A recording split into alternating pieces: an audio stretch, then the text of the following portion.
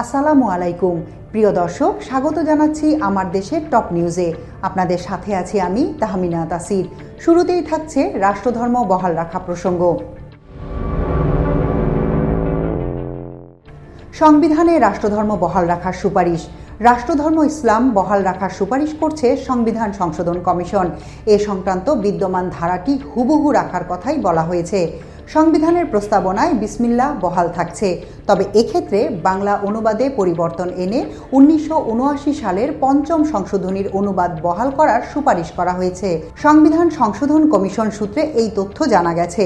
Doctor Ali রিয়াজের নেতৃত্বাধীন সংবিধান সংশোধন কমিশন গত বুধবার প্রধান উপদেষ্টা ডক্টর মোহাম্মদ ইউনূসের কাছে তাদের প্রতিবেদন জমা দিয়েছে। জুলাই ঘোষণাপত্র সর্বসম্মতিক্রমে দিতে একমত সব দল ও ছাত্রনেতারা। জুলাই আগস্টে ছাত্র জনতার গণ অভ্যুত্থানের ঘোষণাপত্র সর্বসম্মতিক্রমে তৈরির বিষয়ে সব রাজনৈতিক দল ও ছাত্রনেতারা একমত হয়েছেন। এক্ষেত্রে একটি কমিটি গঠন করার কথাও উঠে এসেছে, তবে তাড়াহুড়ো বা অযথা কালক্ষেপণ কোনোটারই পক্ষে নন তারা। এই প্রস্তাবগুলো দ্রুত বিবেচনা করে সরকারকে সিদ্ধান্ত নেয়ার কথা বলা হয়েছে। সবাই ঐক্যবদ্ধভাবে ঘোষণাপত্র তৈরি করতে সক্ষম হবে বলে সরকার আশা প্রকাশ করেছে। গতকাল বৃহস্পতিবার রাজধানীর ফরেন সার্ভিস একাডেমিতে সর্বদলীয় বৈঠক শেষে এসব কথা জানান আইন উপদেষ্টা আসিফ নজরুল। শেখ পরিবারের নাম বাদ 13 পাবলিক বিশ্ববিদ্যালয় থেকে।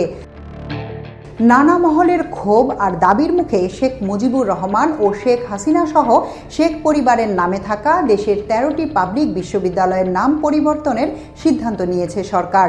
এর মধ্যে শেখ হাসিনার নিজের নামে 2টি, শেখ মুজিবুর রহমানের নামে 9টি আর শেখ ফজিলাতুন্নেসা মুজিবের নামে ছিল 2টি বিশ্ববিদ্যালয়। গতকাল বৃহস্পতিবার অন্তর্বর্তী সরকারের উপদেষ্টা পরিষদে এর নাম পরিবর্তনের সিদ্ধান্ত হয়।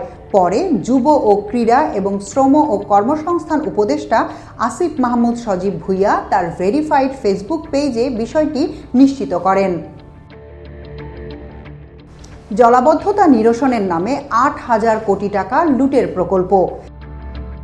জলাবদ্ধতাকে বলা হয় চট্টগ্রামের অভিশাপ, আর এই অভিশাপকে পুঁজি করে একটি প্রকল্পই 8,500 কোটি টাকা লুটপাটের আয়োজন করে আওয়ামী লীগ সরকার। চট্টগ্রাম ওয়াসার ড্রেনেজ মাস্টার প্ল্যানকে কাটছাঁট করে জলাবদ্ধতা নিরসন প্রকল্প নামের একটি থামরুল বা অনুমান ভিত্তিক ডিপিপি একনেকে উপস্থাপন করেন ক্ষমতাচ্যুত প্রধানমন্ত্রীর ক্যাশিয়ার হিসেবে পরিচিত চট্টগ্রাম উন্নয়ন কর্তৃপক্ষ সিডি এর সাবেক চেয়ারম্যান আব্দুস সালাম। একনেকের সভায় বড় একটি প্রকল্পের ত্রুটি থাকার কথা জানানো হলেও তা ফেরত না পাঠিয়ে নিজস্ব ক্ষমতা বলে ত্রুটিগুলো সংশোধনে কয়েকটি অনুশাসন দিয়েই প্রকল্পের অনুমোদন দেন শেখ হাসিনা। নতুন চেয়ারম্যান নিয়োগের পর সক্রিয় হচ্ছে দুদক। নতুন জনশক্তি নিয়োগের মধ্য দিয়ে সক্রিয় হতে চলেছে দেশের দুর্নীতি নিরোধের জন্য দায়িত্বপ্রাপ্ত সংস্থা দুর্নীতি দমন কমিশন দুদক। ছাত্র জনতার অভ্যুত্থানের পর অনেকটাই নিষ্ক্রিয় হয়ে পড়েছিল এই সংস্থাটি। থেমেছিল চলমান স্বাভাবিক কার্যক্রম। স্বৈরাচার শেখ হাসিনার পতনের পর দেশ থেকে পালাতে শুরু করে সেই সময়ের দুর্নীতিতে লিপ্ত রাজনৈতিক ব্যক্তিরা। এখন তাদের বিরুদ্ধে শক্ত অবস্থান নিয়েছে দুর্নীতি দমন কমিশন দুদক। শুরু করেছে তাদের বিরুদ্ধে অনুসন্ধান। এবার আন্তর্জাতিক। ট্রাম্পের চাপে গাজায় যুদ্ধবিরতি কার্যকর হচ্ছে রোববার থেকে। গাজায় 15 মাসের আগ্রাসনের পর অবশেষে হামাস সহ স্বাধীনতাকামী যোদ্ধাদের সঙ্গে যুদ্ধবিরতি চুক্তি করতে সম্মত হয়েছে ইসরায়েল। শর্ত অনুযায়ী প্রাথমিকভাবে 42 দিনের যুদ্ধবিরতি কার্যকর হতে যাচ্ছে রোববার থেকে। এই সময়ের মধ্যে গাজায় বন্দী 33 ইসরায়েলি জিম্মিকে মুক্তি দেবে হামাস। অন্যদিকে ইসরায়েলি কারাগার থেকে 250 যাবজ্জীবন কারাদণ্ডপ্রাপ্ত 2000 ফিলিস্তিনি বন্দীকে মুক্তি দেয়া হবে। বুধবার রাতে কাতারে দুই পক্ষের আলোচনার পর চুক্তির বিষয়ে অনুমোদন দেওয়ার কথা জানায় হামাসের প্রতিনিধি দল। সবশেষে খেলার খবর। অধিনায়কের শহরে বরিশালের জয়। 44 বলে 61 রানের ইনিংসে ঢাকা ক্যাপিটালসের বিপক্ষে 8 উইকেটে জয় ছিনিয়ে নিয়েছেন ফরচুন বরিশালের অধিনায়ক তামিম ইকবাল। অবশ্য তার জন্য এই জয়টা নির্ধারিতই ছিল। ম্যান অব দ্য ম্যাচও হয়েছেন তিনি। চট্টগ্রামের মাটিতে ফরচুন বরিশাল ও ঢাকা ক্যাপিটালসের মধ্যকার ম্যাচ দিয়ে শুরু এবারের বিপিএল এর তৃতীয় পর্ব।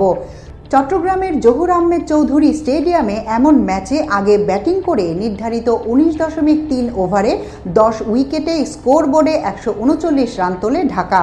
দলের হয়ে সর্বোচ্চ 62 রান করেন আগের ম্যাচের সেঞ্চুরিয়ান তামজিদ তামিম। 44 বলে যাতে ছিল 2টি 4 ও 4টি ছক্কা। এখনকার মতো এ পর্যন্তই। প্রিয় দর্শক, সবাই ভালো থাকুন, সুস্থ থাকুন, থাকুন আমার দেশের সঙ্গে। চ্যানেলটি ভালো লাগলে সাবস্ক্রাইব করুন, লাইক, শেয়ার ও ফলো করুন আমাদের ফেসবুক পেজ। আল্লাহ হাফেজ।